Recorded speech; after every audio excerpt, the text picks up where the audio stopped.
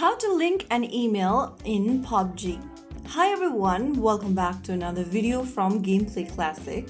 Today in this video, I'm going to show you how to link an email to your PUBG mobile account.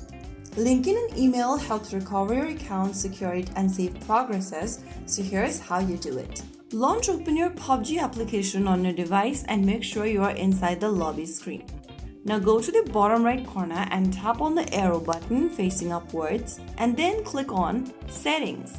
Inside the Settings menu, make sure you're inside Account Info and now click on this plus button right next to Linked.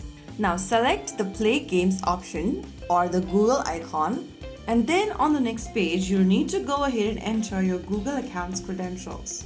Go ahead and enter your credentials in the correct text boxes and then you will be able to link email to your PUBG account. So that is how it's super easily done. If you found the video helpful, don't forget to like, share and subscribe to our channel.